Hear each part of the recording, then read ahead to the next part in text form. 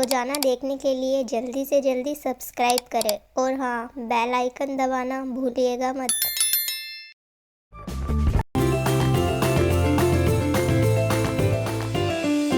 केसरवन जंगल में बंटी अपनी माँ बबली कौवे के साथ रहता था। उसकी माँ बहुत तेज तर्रार थी। थोड़े दिनों के बाद बंटी की शादी मुनमुन नाम की चिड़िया से हो गई। मुनमुन भी अपनी सास की तरह तेज स्वभाव की थी। मुनमुन अपने ससुराल में आई तो उसकी सास उसे उंगलियों पर नचाने लगी, जिससे मुनमुन परेशान हो गई। मुनमुन मन ही मन कहती है, सास है कि आफत है, हर समय नाक में दम किए रहती है। बहू, खाना बनाने में तो तुमने बहुत देर कर दी, पेट में चूहे कूदने लगे हैं। मेरी भला से तो चूहे मार दवा खा लो सासू माँ, थोड़ा जल्दी जल्दी हाथ चलाया करो। कहाँ देर हुई है, अभी तो 9 ही बजे है, फिर भी इतने सवेरे सवेरे मैंने खाना बना दिया, थोड़ा और जल्दी बना दिया करो। तुम तो जानती हो मैं बीमार रहती हूँ तो भूख जल्दी लगती है। मुनमुन हर समय माँ को परेशान करती रहती हो और उनको जवाब भी देती हो। चुप रहा करो। इस तरह से मुनमुन अपनी सास से बहुत परेशान हो गई थी। उनके हर समय नोकझोंक रहती थी। धीरे धीरे सास बूढ़ी हो गई और बंटी की नौकरी लग गई। वो दूसरे जंगल नौकरी करने के लिए चला गया। इस बीच में मुनमुन को एक बेटी भी हो गई थी, जिसका नाम बिजली था। देखो मुनमुन, मेरी माँ का अच्छे से ध्यान रखना और अपनी बेटी बिजली की तरह ही सेवा करना। जो बिजली के साथ व्यवहार करो वैसा ही मेरी माँ के साथ करना। अगर मुझे सुनने को मिल गया कि तुमने अपनी बेटी के समान व्यवहार नहीं किया तो देख लेना, मुझसे बुरा कोई नहीं होगा। ठीक है, मैं कसम खा के कहती हूँ, अपनी बेटी बिजली के समान ही इनके साथ व्यवहार करूँगी। बंटी नौकरी करने दूसरे जंगल चला जाता है। इतने दिनों में मुनमुन तो खूब तंदुरुस्त हो चुकी थी, लेकिन उसकी सास कमज़ोर हो चुकी थी। अब मुनमुन उससे अपना बदला लेने लगी। अब देखो सासू जी, मैं कैसा बदला लेती हूँ, तुम्हारे छक्के छूट जाएंगे। हाँ नहीं तो। उसने बंटी की बात को पकड़ लिया था। उसकी आड़ में वो अपनी सास से बदला लेने लगी। उसने बिजली का मुंडन कराया तो जबरदस्ती अपनी सास का भी मुंडन करा दिया।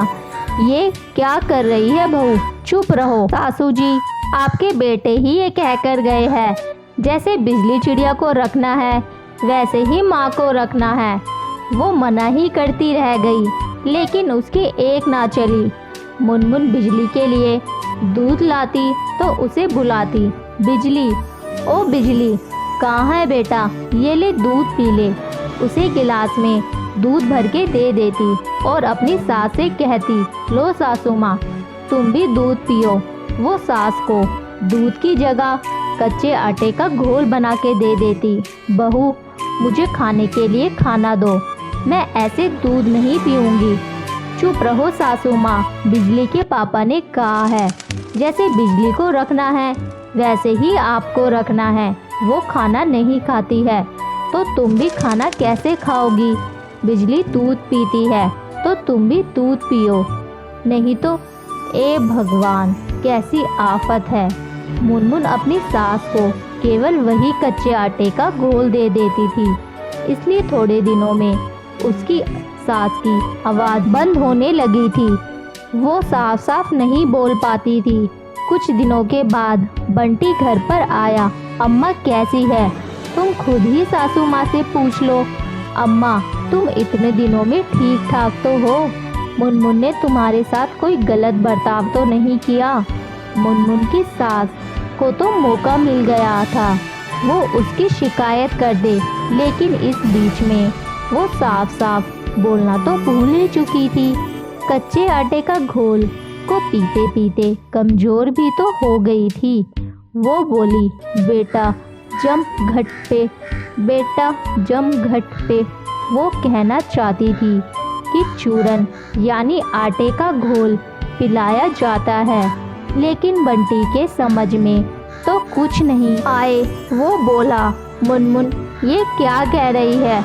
मुनमुन मन ही मन डर रही थी कि उसकी सास कभी शिकायत ना कर दे, इसलिए वो झट से बोली, अरे ये क्या कह रही है, मेरे जमघट के राजा से शादी करा दो। अब बंटी सोच में पड़ गया। वो अपनी माँ से बहुत प्यार करता था। उसने अपनी माँ से कहा, इतनी उम्र में उनकी जमघट के राजा से शादी कैसे हो सकती है। कुछ दिनों बाद मुनमुन की सास ठीक से बोल पा रही थी। उसने अपने बेटे को सारी बात बताई, जिससे सुनकर बंटी बहुत क्रोधित हुआ। मन ही मन में उसने मुनमुन से बदले लेने की सोची।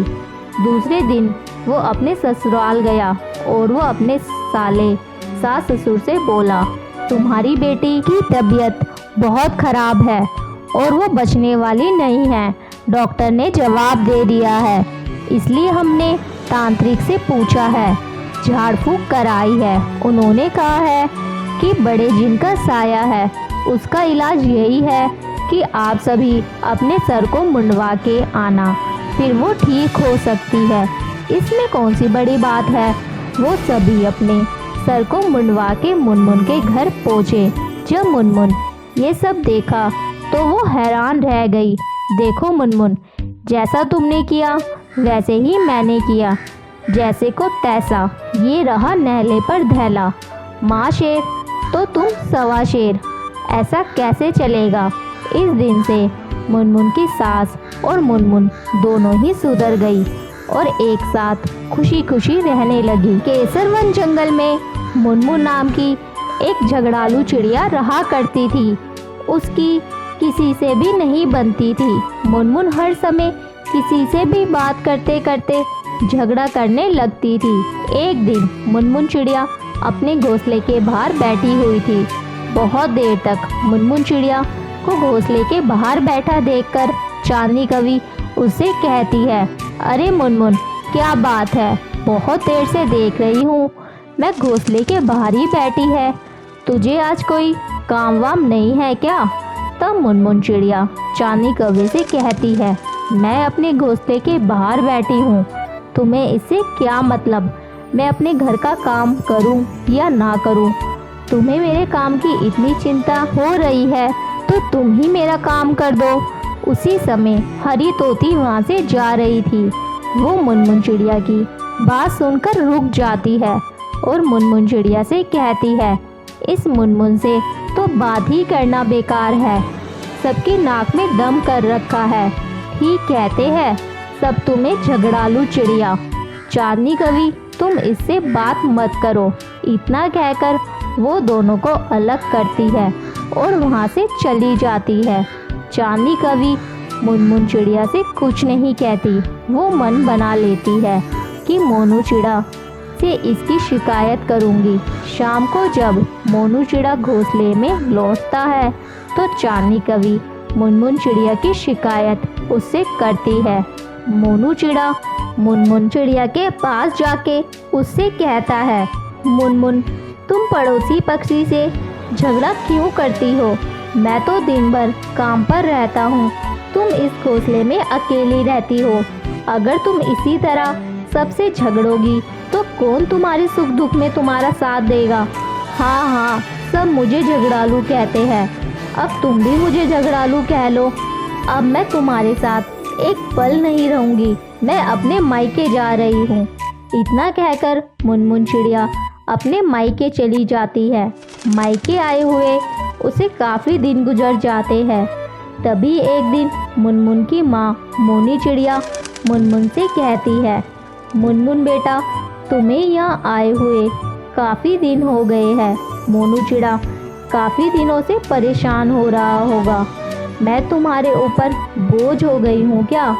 कल से जाके काम करना शुरू कर दूँगी, तुम्हारे लिए तो भैया और भाभी ही सब कुछ है। अगर तुम कहोगी तो मैं आज ही यहाँ से चली जाऊँगी। और मुनमुन तू इस तरह मुझसे बात क्यों कर रही है, माँ तुम ही तो ऐसा बोल रही हो, मैं आज से ही यहाँ से हमेशा के लिए चली जाऊँगी। इतना कहकर मुनमुन अपनी माँ से भी झगड़ा करने लगती है। तभी मुनमुन चिड़िया की भाभी आके उसे समझाती है, मुनमुन चिड़िया, जब तू शादी से पहले यहाँ थी तब झगड़ा करती थी तो कोई बात नहीं थी, लेकिन अब तुम्हारी शादी हो गई है, अब बात बात पर सबसे झगड़ा करके कब तक झगड़ोगी। एक दिन ऐसा ना हो मोनू चिड़ा तुमसे तंग आकर दूसरी शादी कर ले और तुम पछताती रह जाओ। अभी कुछ नहीं बिगड़ा, जाओ और मोनू चिड़े से माफ़ी मांग लो। अपनी भाभी की बातें सुनकर मुनमुन चिड़िया को अपनी गलती का एहसास हो जाता है। वो तुरंत अपने घोंसले में लौट आती है। मुनमुन चिड़िया मोनू चिड़े से माफ़ी मांगती है, अजी सुनते हो, मुझे माफ़ कर दो, आगे से मैं किसी से झगड़ा नहीं करूँगी। मोनू उसे माफ़ कर देता है क्योंकि मुनमुन को अपनी गलती का एहसास हो गया था और फिर वो दोनों एक साथ खुशी खुशी रहने लगते हैं।